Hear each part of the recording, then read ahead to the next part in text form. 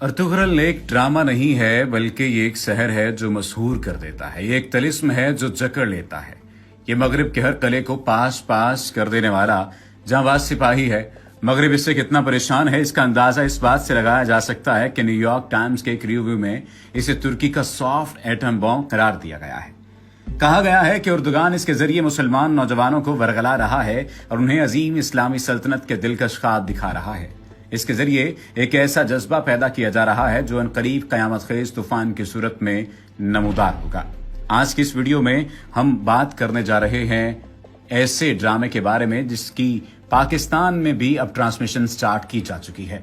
दरअसल बात यह है कि इस ड्रामे के जरिए मुसलमानों की बुज़दिली और एहसास कमतरी को खत्म किया जा रहा है। इन्हें अपनी तहजीब पर फख्र करना सिखाया जा रहा है और सूफिया किराम से ताल्लुक कायम करने के लिए इन्हें शेख मुहियुद्दीन इब्न अरबी की मजालिस दिखाई जा रही हैं।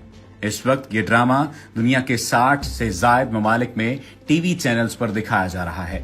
मेरी नजर में ये ड्रामा इस्लामी इनकलाब का एक अजीम दाई है और मुस्लिम नौजवानों को जरूर ये ड्रामा देखना चाहिए। अगरचे इसको मुकम्मल इस्लामी ड्रामा नहीं कहा जा सकता क्योंकि इसमें बाज़ सीन ऐसे हैं जो काबिल एतराज हैं, लेकिन इसकी भी एक वजह है। दरअसल ये तारीख है, इसमें जो कुछ हुआ वही कुछ दिखाया गया है, लेकिन ऐसे सीन आटे में नमक के बराबर हैं। अब बात करते हैं आखिर इस ड्रामे में क्या दिखाया गया है। ये ड्रामा तुर्की के एक खाना बदोश कबीले काई पर बनाया गया है जिसके पास फकत 2000 जंगजू थे, लेकिन ये जुर्रत व बहादुरी में अपनी मिसाल आप थे। यहां तक कि सलीबी और मंगोल भी इनसे फिक्रमंद रहते थे। अर्तुगरुल कबीले के सरदार सलमान शाह का बेटा था। ये बेखौफ और निडर मुसलमान था। ये इस्लामी इत्तेहाद का अजीम दाई था। ये काफरों की हर एक साजिश को नाकाम बनाने वाला अजीम हीरो था। इस ड्रामे में ईसाइयों की साजिशों को बड़ी तफसील से दिखाया गया है।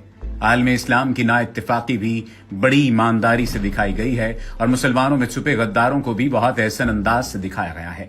इस ड्रामे को देखने के बाद आप भी जरूर सोचेंगे कि आखिर क्यों यूरोप हमारे बच्चों को पोलियो के कतरे पिलाने पर इतना जोर दे रहा है। ये भी मालूम हो जाएगा कि मुसलमानों की आपस की लड़ाइयों से कौन किस किस तरह फायदे उठा रहा है। अगर आप तलाश करेंगे तो आज भी आपको इस ड्रामे के किरदार जगह जगह नजर आएंगे। इस ड्रामे के मुतालिक किए गए प्रोपेगेंडे फैलाए गए तो इसके मुतालिक रजब तैयब एर्दोगान ने फकत एक जुमला कहा था, जब तक शेर खुद अपनी तारीख नहीं लिखेंगे तब तक शिकारी ही हीरो बने रहेंगे।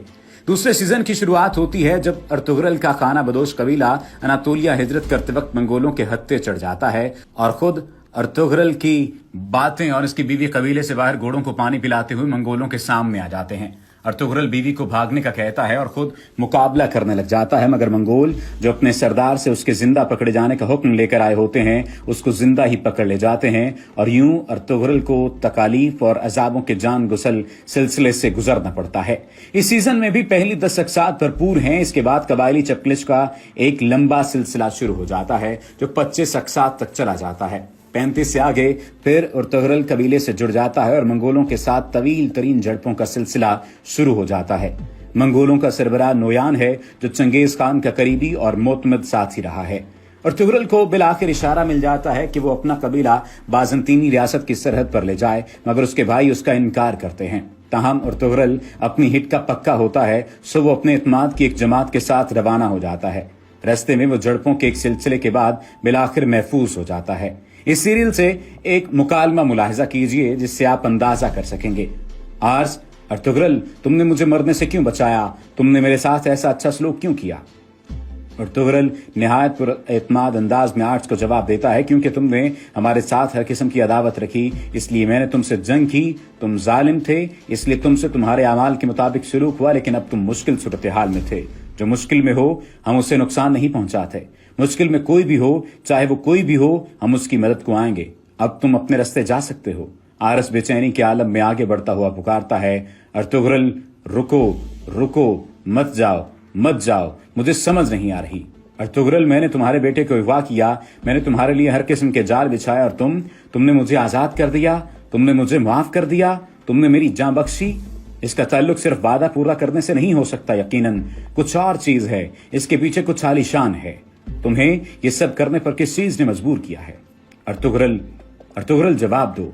अर्तुगरुल 2 कदम आगे बढ़कर आरस के करीब आकर जवाब देता है, मैं तुम्हें पहले ही बता चुका हूं आरिस, अगर मैं अपने नफ्स की सुनता तो मैं बहुत पहले तुम्हारे टुकड़े कर चुका होता, लेकिन मेरा ईमान मेरे नफ्स से ज्यादा बरतर है।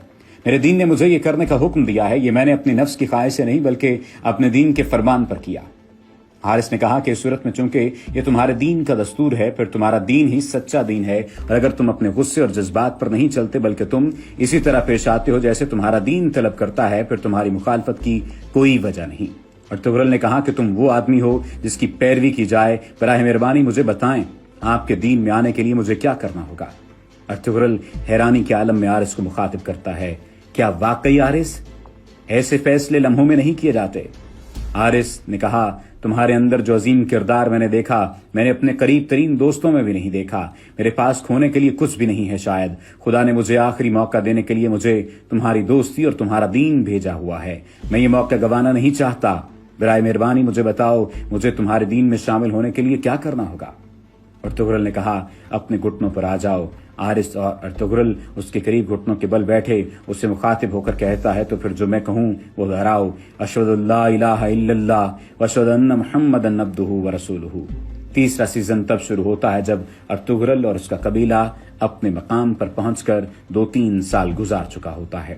وہ سخت تنگی اور اسرت کا شکار ہوتا ہے، مگر ارطغرل اور اس کے جانباز آہستہ آہستہ ہانلی بازار پر قبضہ کر لیتے ہیں۔ یوں ان کی معاشی حالت تو مضبوط ہو جاتی ہے، مگر ایک بار پھر اس کے عیسائی حریفوں اور حلیف قبیلے کی غداری کے مسائل چھڑ جاتے ہیں۔ یہ سیزن بڑی جھڑپوں کا ایک شاہکار ہے۔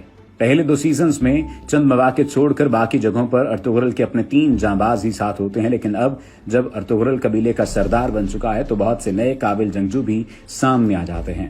تاہم ارطغرل کی اپنے جانبازوں کے ساتھ مل کر جو لڑائی کا ایک خاص انداز ہوتا تھا کہ ایدر اللہ، الہ اللہ اور حق اللہ کے نعروں میں جب وہ میدان میں کودتے ہیں تو بیمار جسم میں بھی بجلی پیدا ہو جاتی ہے۔ وہ منظر واقعی بے مثال ہوتا ہے۔ ارطغرل کے 3 خصوصی جانباز ہوتے ہیں، ان میں سے ایک کلہاڑی استعمال کرتا ہے، دوسرا دونوں ہاتھوں میں تلوار اور تیسرا ڈھال اور تلوار، جبکہ ارطغرل بائیں ہاتھ سے تلوار اور دائیں ہاتھ میں ساتھ ہی خنجر استعمال کرتا ہے۔ چوتھے سیزن میں ارطغرل کا راجہ حصار پر بھی قبضہ کر لیتا ہے اور صلیبیوں کی بھی گردن مروڑ دیتا ہے اور سوخت کی طرح مراجعت بھی کر جاتا ہے۔ یوں ہی اس سیزن کا اختتام ہوتا ہے۔ ارطغرل کا کردار ایک بہت مضبوط ایمان، اعلیٰ اخلاق اور بہادری کا حامل ایک ایسا نوجوان ہے جس کا دل جہاد کی محبت سے لبریز ہے، شہادت جس کی منزل ہے اور قبیلے کی روایات کا تحفظ جس کا فریضہ ہے۔ ایسا کردار کہ جو بھی دل میں ٹھان لیتا ہے اسے پورا کر کے ہی دم لیتا ہے۔ اس کی بیوی حلیمہ کا کردار بھی ایک بہت مثبت اور مثالی کردار ہے، محبت، حلم اور بربادی کا شاہکار جو ہماری ماؤں بہنوں کو ایک بہترین رستہ دکھا سکتا ہے۔ اس کی ماں حائمہ کا کردار شاید سب سے زیادہ مؤثر ہے۔ اس خاتون نے جس طرح اپنے کردار میں ڈوب کر اس کو ادا کیا ہے وہ بے مثال ہے۔ اگر بات اداکاری کی ہو تو صرف مثبت ہی نہیں، منفی کرداروں نے بھی بہت اچھی پرفارمنس دے کر اس سیریز کو زندہ جاوید بنا دیا ہے۔ اس سیریز میں سب سے اہم رخ ترکوں کا وہ جذبہ ہے کہ وہ کس طرح عثمانیوں کی سلطنت کو عالم کے لیے رحمت بنا کر پیش کر رہے ہیں۔ ظلم، زیادتی اور جبر کے ماحول میں قدرت کی طرف سے بار بار اشارات کا اظہار کہ بس اب اس سلطنت کا ظہور ہونے ہی والا ہے جو اس جبر اور زیادتی کے طوفان کو لگام ڈال دے گی۔ اس کے لیے انہوں نے ابن عربی اندلسی کے نام سے کتب کا کردار تخلیق کیا ہے جو تکوینی امور اور اشارات کی وجہ سے ارطغرل کے ہر مشکل میں روحانی طور پر مددگار رہتا ہے اور تنگی کے وقت میں اس کے کام آتا ہے۔ ترک اسلام اور جہاد کو قومی عصبیت کے ساتھ ملا کر بحالی عروج کا جو خواب دیکھ رہے ہیں، دراصل ارطغرل اس کا ایک مجسم ثبوت ہے۔ یہ ان کے ماضی سے زیادہ ان کے مستقبل کا پروگرام لگتا ہے۔ اللہ ان کے نیک ارادوں میں ان کو کامیابی نصیب فرمائے۔ اللہ کریم ان کے کرداروں کو اس بہترین کام کی وجہ سے دنیا میں کامل ہدایت اور آخرت میں اپنا خصوصی قرب نصیب فرمائے۔ میں تو ان کے لیے بہت ساری دعائیں کرتا ہوں۔ آج اگر اسکرین سے امت کو بچانا ممکن نہیں تو کم از کم امت کو اچھی چیز تو دی جا سکتی ہے۔ المختصر جس نے نسیم حجازی کے ناول اور التمش کی داستان ایمان فروشوں کی نہ پڑھی ہو تو یہ سیریز ہر 2 عنوانات کی طرف سے کافی شافی بن سکتی ہے۔ اگر چہرے کے پردے کو اختلاف علماء کی وجہ سے اجازت دی جائے اور چند عیسائی لڑکیوں کی طرف نہ دیکھا جائے جن کے سر کے بال نظر آتے ہیں تو پوری سیریز میں شرعی بنیادوں پر ایک ہی چیز قابل اشکال ٹھہرتی ہے اور وہ ہے کرداروں کا واپسی کے بعد اپنی نام نہاد بیویوں سے معانقہ کرنا۔ بہرحال یہ ترکوں کی طرف سے ایک ایسے دور میں جب جہاد کا نام لینا ہی دہشت گردی قرار دیا جاتا ہے بہت بڑا اقدام ہے۔ اللہ کریم ان کی مدد فرمائے۔ اور ٹائم مشین کے بارے میں آپ لوگوں نے سنا ہوگا جس کا تصور آئنسٹائن نے پیش کیا تھا، اس پر کافی ریسرچ ہوئی اور ہنوز جاری ہے۔ اس کا مقصد یہ تھا کہ انسان ماضی میں جا سکے اور مستقبل بھی دیکھ سکے، جو ایک طرح سے ناممکن ہے۔ پوز کا مطلب یہ ہے کہ اس ٹائم مشین کو بنانے میں ترکی کافی حد تک ارطغرل ڈرامے کی صورت میں کامیاب ہوئے ہیں۔ اس سیریز نے ہمیں ایک حقیقی ٹائم مشین کی طرح 1200 صدی عیسوی کی سیر کرائی ہے۔ ہم نے دیکھا کہ 800 سال پہلے مسلمان زندگی کیسے گزارتے تھے، ہم نے دیکھا کہ قبائل کس طرح روایات کی قدر کرتے تھے، ہم نے دیکھا کہ اس وقت خیموں کی کتنی عجیب فضا تھی، ہم نے مجاہد دیکھے، ہم نے شہداء دیکھے، ہم نے ارطغرل دیکھا، ترگت، بامسی اور روشان دیکھے جو ہم نے سنا بھی نہیں تھا، اس سے آشنا ہوئے، ہم نے پیار اور وفا دیکھا، ہم نے ہائمہ انا اور سلیمان شاہ کا رول دیکھے، کس طرح انصاف اور بچوں کی پرورش کی، ہم نے اس زمانے کی شادیاں اور دعوتیں دیکھی، ہم نے چنگیز خان کے ظلم دیکھے جو اب تک صرف سنتے آ رہے تھے، ہم نے ہلاکو خان اور برقع خان دیکھے، ہم نے ابن العربی اور سفید داڑھی والے دیکھے، ہم نے مسلمانوں کے جنگی مہارتیں، جال بچھانا اور جال توڑنا دیکھے، اور ہم نے خطوط کے ذریعے پیغامات بھیجنا دیکھا۔ ہم نے وہ زمانہ دیکھ لیا جس زمانے میں موبائل فون اور دیگر نئی ٹیکنالوجی نہیں تھی۔ ہم نے سرداروں کا زمانہ دیکھا، ہم نے سلطان دیکھے۔ یہ ہوتی ہے اصل ٹائم مشین جو چند ہی ساعتوں میں تابناک ماضی کی سیر کرائے اور پھر واپس لا کر اس پر سوچنے پر مجبور کرے۔ ڈرامے کے اختتام پر ایسا محسوس کیا کہ محمد بوزداغ نے بہت جلد ہمیں 20ویں صدی سے 12ویں صدی میں منتقل کیا اور اس تابناک ماضی کی سیر کرا کر واپس 20ویں صدی میں لا کر چھوڑ دیا۔ اللہ ارطغرل غازی پر رتبہ بلند فرمائے اور ان پر ہزاروں رحمتیں ہوں۔